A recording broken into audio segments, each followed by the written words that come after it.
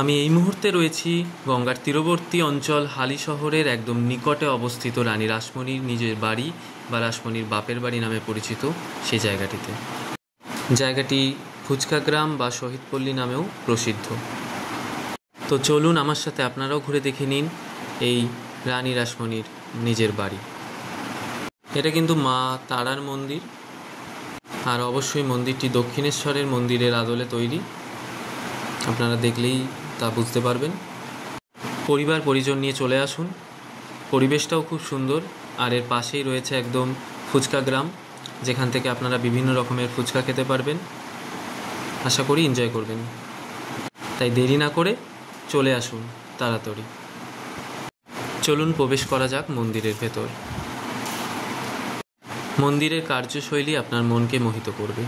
রানী রাসমণি জন্মভিটে আপনারা দুটি পথে আসতে পারেন। একটা হচ্ছে কাঁচরাপাড়া স্টেশনে নেমে টোটো বা অটো বুক করে আসতে পারেন। এছাড়া হালিশহর স্টেশন থেকেও সেমভাবে আসতে পারেন।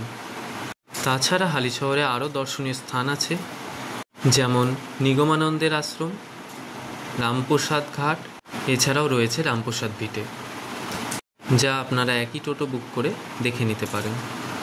মন্দিরের ভেতরে রয়েছে মহাদেবের মন্দির।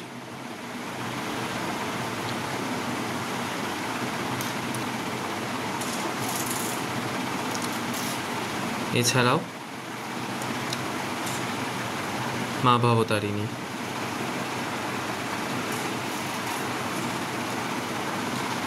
আর মন্দিরের ওপর থেকে পুরো পরিবেশটা কিছুটা এরকম লাগে। ভিডিওটি কেমন লাগলো কমেন্ট করে জানাবেন, এবং যদি ভালো লাগে তাহলে চ্যানেলটি সাবস্ক্রাইব করে পাশে থাকবেন। মন্দিরটির অপর প্রান্তে রয়েছে একটি হলঘর, সেদিকেই যাচ্ছি আমরা।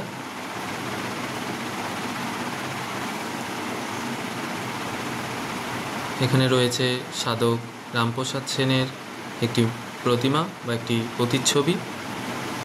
আর ভিডিওর শেষে যে কথাটা বলি, সবাই সুস্থ থাকবেন, ভালো থাকবেন।